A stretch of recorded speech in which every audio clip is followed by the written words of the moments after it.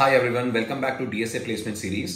और आज हम शुरू करने जा रहे हैं अपने डीएसए सीरीज में एक बहुत बहुत important topic, that is time and space complexity.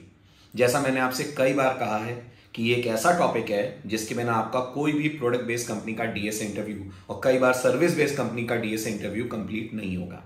It's impossible कि आप कोई कोड लिखें और कंपनी आपसे उसकी कॉम्प्लेक्सिटी निकालने को ना कहे। हर कोड, हर क्वेश्चन जो आप हैंडल करोगे इंटरव्यू में, उसके बाद एक ये क्वेश्चन जरूर आपको सुनने को मिलेगा कि अपने कोड की कॉम्प्लेक्सिटी निकालिए या अपने कोड को और ऑप्टिमाइज करिए। तो आज इस वीडियो में हम बात करने वाले हैं टाइम एंड स्पेस कॉम्प्लेक्सिटी क्या होती है, क्यों इतनी इंपॉर्टेंट है और क्या स्टेप्स होते हैं किसी भी कोड की इस कॉम्प्लेक्सिटी को निकालने के, खास तौर पे टाइम कॉम्प्लेक्सिटी को निकालने के। So without any further edu, let's start the topic. अब सबसे पहला डाउट, सबसे पहली क्वेरी जो आपके दिमाग में आ सकती है वो ये कि टाइम कॉम्प्लेक्सिटी अपने आप में होती क्या है, क्या होता है टाइम, क्या होता है स्पेस कॉम्प्लेक्सिटी। तो एक छोटे से सवाल का जवाब आप दीजिए, आपको मेरी बात तुरंत समझ में आएगी। जब भी हम कोई पर्टिकुलर प्रोग्रामिंग प्रॉब्लम अलग अलग प्रोग्रामर्स को देते हैं, अलग अलग लोग उस पर्टिकुलर प्रॉब्लम को सॉल्व करते हैं, तो आप मानते हैं हर प्रोग्रामर, इट्स पॉसिबल कि हर प्रोग्रामर अपना एक यूनिक सॉल्यूशन उस प्रॉब्लम के लिए लेकर आए। यानी एक सिंगल प्रोग्रामिंग प्रॉब्लम कई अलग अलग अप्रोचेस को यूज करके सॉल्व की जा सकती है, करेक्ट।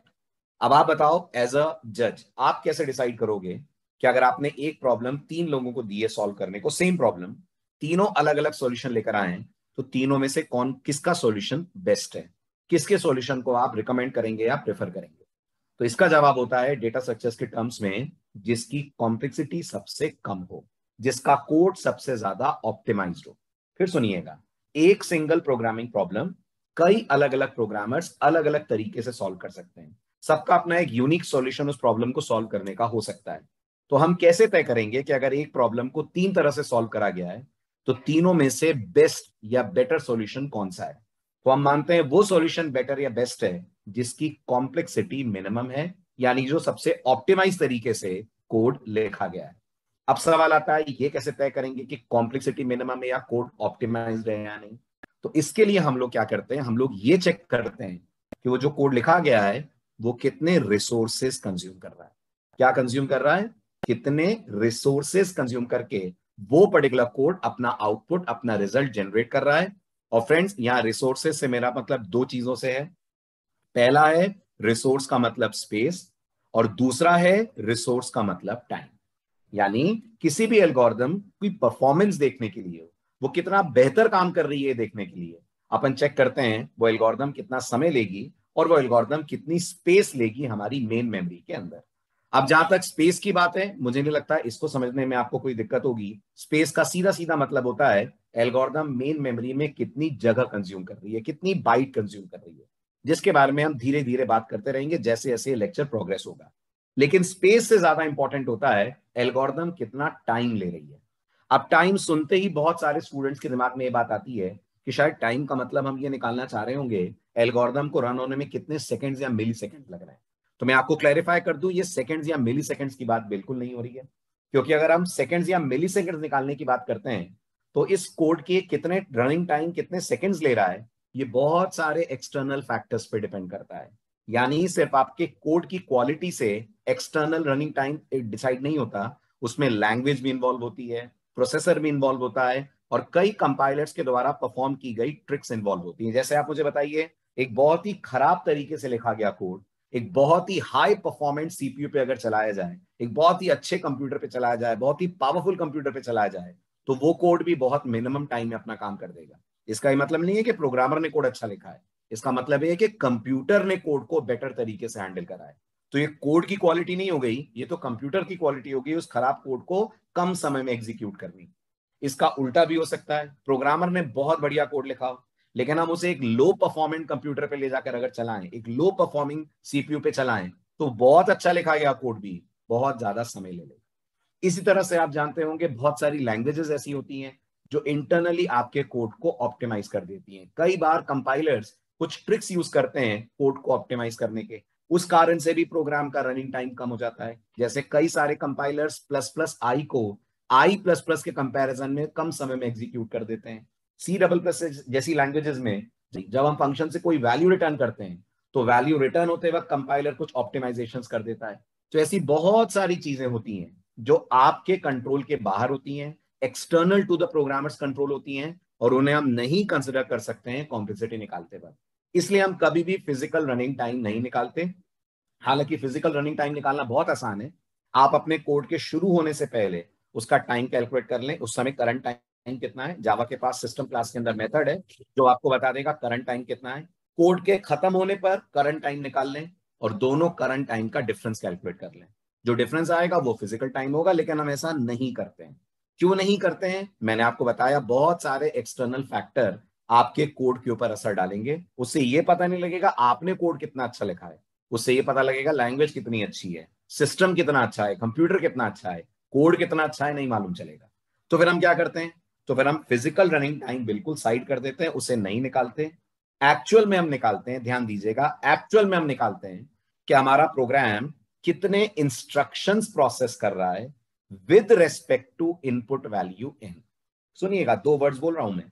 हमारा प्रोग्राम कितने इंस्ट्रक्शन प्रोसेस कर रहा है, यानी कितनी लाइनें एग्जीक्यूट कर रहा है with respect to input value n, right. तो अगर कोई प्रोग्राम कम नंबर ऑफ इंस्ट्रक्शंस में कोई पर्टिकुलर प्रॉब्लम को सॉल्व कर देता है, तो हम मानते हैं उसकी परफॉर्मेंस ज्यादा बेटर है कंपेयर टू दैट कोड जो नंबर ऑफ इंस्ट्रक्शंस ज्यादा ले रहा है। तो time complexity is not about the physical time, it is about number of operations or number of instructions processed by the algorithm with respect to input value n। अगर आपको लग रहा है सर ये input value n क्या है, n मतलब जितने डेटा आइटम्स पे एल्गोरिथम को काम करना है। जैसे एरे की साइज, सपोज करिए अगर एरे की साइज 5 है तो n 5 हो गया, एरे की साइज 10 है तो n 10 हो गया, एरे की साइज 100 है तो n 100 हो गया। अब n जैसे जैसे ग्रो करेगा, एल्गोरिथम उसके हिसाब से कितना टाइम लेगी, उससे हमको पता लगता है एल्गोरिथम की कॉम्प्लेक्सिटी क्या है। इसलिए मैंने बोला नंबर ऑफ इंस्ट्रक्शन प्रोसेस निकालते हैं with respect to input value n। Clear? ठीक है, अब हम बात करते हैं कॉम्प्लेक्सिटी निकालने के हमारे पास तरीके कितने होते हैं। तो जनरली आप देखेंगे लोग कॉम्प्लेक्सिटी को रिप्रेजेंट 3 नोटेशंस के थ्रू करा करते हैं। आप में से बहुत लोगों ने इनके नाम सुने होंगे। एक कहलाता है ओमेगा, एक कहलाता है थीटा और एक कहलाता है बिग ओ नोटेशन। ये सारे के सारे अपने आप में एसिम्प्टोटिक नोटेशंस कहलाते हैं, जिसमें ओमेगा रिप्रेजेंट करता है एल्गोरिथम का बेस्ट केस। क्या रिप्रेजेंट करता है? ओमेगा रिप्रेजेंट करता है एल्गोरिथम का बेस्ट केस। बेस्ट केस से मेरा क्या मतलब है? बेस्ट केस से मेरा मतलब है एल्गोरिथम रन होने में मिनिमम कितना समय लेगी, उसको हम बोलते हैं ओमेगा। जैसे एक एग्जांपल से समझिए, इमेजिन करिए ये मेरे पास एक इंटीजर्स का एरे है। कितने साइज का? सपोज करिए 5 साइज का एरे है ना। ध्यान दीजिएगा, एक एरे मेरे पास और है, कितने साइज का? ये एरे है मेरे पास 6 7 8 9 10 साइज का, है ना। इमेजिन करिए फर्स्ट एरे के अंदर डेटा है 10 20 30 40 50। इमेजिन करिए सेकंड एरे के अंदर डेटा है 10 20 30 40 50 60 70 80 90 और 100। सपोज करिए we are looking for a number, हमें इसमें सर्चिंग करनी है and we are looking for the number 10। अब आप मुझे बताइए, अगर इस एरे का नाम मैं ARR ले लूं, तो ARR एरे में 10 ढूंढने में एल्गोरिथम को कितने कंपैरिजंस करने पड़ेंगे? तो आप बोलोगे सर एक। क्यों? क्योंकि जो हम एलिमेंट ढूंढ रहे हैं वो हमें 0th सेल पे मिल जा रहा है, एक कंपैरिजन करना पड़ेगा। अब आप नोटिस करिए पहले वाले में n5 है, right. n is the size of the input, that is size of the array. दूसरे वाले में मुझे बताइए n10 हो गया है, यानी इनपुट ऑलमोस्ट डबल हो गया है। लेकिन अगर हम दूसरे में भी सपोज करिए 10 को ही ढूंढ रहे हैं, वैल्यू 10 को ढूंढ रहे हैं, तो वैल्यू 10 तो यहां भी हमें 0 पे मिल रही है। यानी n कितना भी बड़ा हो जाए, अगर हमारा एलिमेंट 0th सेल पे हमें मिल जाता है, तो हम बोलेंगे ये हमारी एल्गोरिथम का बेस्ट केस है, ये मिनिमम टाइम है जो एल्गोरिथम को एग्जीक्यूट होने में लग रहा है, और इसी को हम लोग रिप्रेजेंट करते हैं विद ओमेगा। आपने ये भी सुना होगा बहुत लोग इसको बिग ओ से रिप्रेजेंट करते हुए कहते हैं O1 है। नॉन टेक्निकली शायद ही आप सही माने, टेक्निकली याद रखिएगा O जो है वो हमेशा रिप्रेजेंट करता है वर्स्ट केस को, ओमेगा जो है वो हमेशा रिप्रेजेंट करता है बेस्ट केस को। हालांकि मैं भी कई बार इसको O ही बोलूंगा क्योंकि जनरली लोग ऐसा ही बोलते हैं, बट टेक्निकल टर्म्स में omega represents the best case while O represents the worst case. तो अगर मैं आपसे पूछूं इस एल्गोरिथम की कॉम्प्लेक्सिटी क्या हुई अगर हम फर्स्ट एलिमेंट पे ही अपना सर्च एलिमेंट पा जाते हैं, अगर फर्स्ट इंडेक्स पे ही हमें हमारा एलिमेंट मिल जाता है, तो आप बोलोगे इसकी कॉम्प्लेक्सिटी हो गई ओमेगा 1 की, राइट। क्यों? क्योंकि ये एक कंपैरिजन में एक इंस्ट्रक्शन प्रोसेस करेगा और आपको आपका एलिमेंट ढूंढ कर दे देगा। राइट। ये हुई कहानी किसकी, ये हुई कहानी ओमेगा की। Then comes, let me raise the other things, then comes the next part which is theta. Theta क्या बोलता है, थीटा बोलता है एवरेज टाइम कितना लगेगा वो आप मुझसे रिप्रेजेंट करो। यानी अगर किसी एलिमेंट को सर्च करते हुए हमें वो एलिमेंट एरे के मिड पे मिलने के चांसेस हैं, एग्जैक्ट मिड पे। जैसे मान लीजिए हम 30 ढूंढ रहे हैं पहले वाले एरे में। अब आप मुझे बताइए 30 ढूंढने के लिए हमें नंबर ऑफ कंपैरिजंस कितने करने पड़ेंगे। तो एक कंपैरिजन 10 के साथ होगा, 20 के साथ होगा, 30 होगा, एंड 30 पे हमें हमारा एलिमेंट मिल गया। तो नंबर ऑफ कंपैरिजंस हमें 3 करने पड़े। एरे की साइज कितनी है, एरे की साइज 5 है। तो 5 के एरे में रफली 3 कंपैरिजंस में काम हो गया। ऐसे इमेजिन करिए दूसरे वाले केस में वी आर लुकिंग फॉर 50। हम दूसरे वाले एरे में 50 ढूंढ रहे हैं सपोज करिए। 50 को ढूंढने में दूसरे वाले एरे में कितने कंपैरिजंस लगे, पहला 10, दूसरा 20, तीसरा 30, चौथा 40, पांचवा 50। एन कितना था, 10 था, हमें कंपैरिजन कितने लगे, 5। मतलब ये कुछ मिड विड पे अगर हमें हमारा एलिमेंट मिल जाता है तो हम मानते हैं ये कॉम्प्लेक्सिटी अपने आप में क्या हो गई, ये एवरेज केस कॉम्प्लेक्सिटी होगी। मतलब पूरा एरे भी ढूंढने की जरूरत नहीं पड़ी। हालांकि फर्स्ट सेल पे भी एलिमेंट नहीं मिला तो हमें एरे की साइज के आधे तक एलिमेंट्स को सर्च करने के स्टेप्स लेने पड़े। ये अपने आप में एवरेज बाउंड या एवरेज केस होता है जिसको आप रिप्रेजेंट करते हैं थीटा से। हालांकि मैं फिर कहूंगा, हम बोलते हुए नॉर्मल वर्ड्स में इसको भी बिग ओ ही बोलते हैं। एवरेज बिग ओ इतना है, बेस्ट केस बिग ओ इतना है, जबकि technically best case big O नहीं होता कुछ, बेस्ट केस ओमेगा से रिप्रेजेंट होता है, एवरेज केस रिप्रेजेंट करते हैं अपन थीटा से। Then comes the most popular notation जिसको मैं कई बार बोल ही चुका हूं समझाते वक्त आपको, और यह है बिग ओ। बिग ओ क्या बताता है, बिग ओ बताता है आपके एल्गोरिथम को रन होने में मैक्सिमम टाइम कितना लगने वाला है, मैक्सिमम समय एल्गोरिथम कितना लेने वाली है। तो coming back to the previous examples, suppose करिए इस पहले वाले एरे में अगर मेरे n की वैल्यू 5 है and I am looking for the element which is 50। पहले वाले एरे की बात कर रहा हूं, दूसरे वाले की नहीं।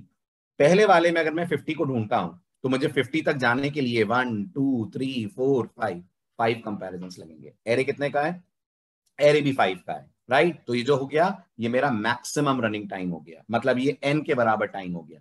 ऐसे ही नोटिस करिए दूसरे वाले में n 10 है। सपोज करिए we are searching for the number 100 तक जाने में कितने कंपैरिजन लगे, 10 कंपैरिजन लगे। मतलब जितना बड़ा एरे का साइज उतनी ज्यादा एल्गोरिथम के नंबर ऑफ इंस्ट्रक्शंस या टाइम हो जाएगा। तो ये अपने आप में कहलाता है वर्स्ट केस, और इस वर्स्ट केस को हम लोग किससे रिप्रेजेंट करते हैं, इस वर्स्ट केस को हम लोग रिप्रेजेंट करते हैं विद बिग ओ नोटेशन।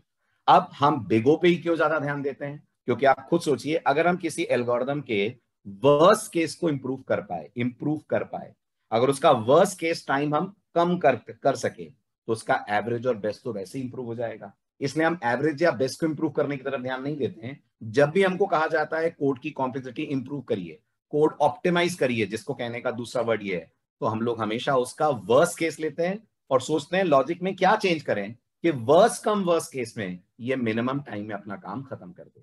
उस केस में हम मानते हैं एल्गोरिथम इज परफॉर्मिंग बेस्ट, क्योंकि वो वर्स्ट में एक अच्छा टाइम मतलब कम टाइम लेकर अपना काम कर रही है। तो बेस्ट और एवरेज में तो वो अच्छा काम करेगी। आई होप आपको ये तीनों नोटेशन समझ में आए होंगे, omega, theta and big O notation, where the most popular is big O notation. अब हम बात करते हैं कैसे निकाला जाता है किसी भी एल्गोरिथम की कॉम्प्लेक्सिटी को। कैसे निकालते हैं कि एल्गोरिथम की कॉम्प्लेक्सिटी n आ रही है कि O1 आ रही है। आपने बहुत बार सुना होगा, लोग कई बार बोलते हैं एल्गोरिथम की कॉम्प्लेक्सिटी ON है। आपने सुना होगा ON स्क्वायर है, सुना होगा O1 है, बहुत कॉमनली सुना होगा O log n है। तो ये सब क्या है, ये कैसे निकाले जाते हैं, अब अपन इस पर्टिकुलर पार्ट पे डिस्कस करते हैं। ये सबसे ज्यादा इंपॉर्टेंट टेक्निकल पार्ट है। बहुत फोकस्ड होकर इस वीडियो को, इस लेक्चर को अब देखिएगा।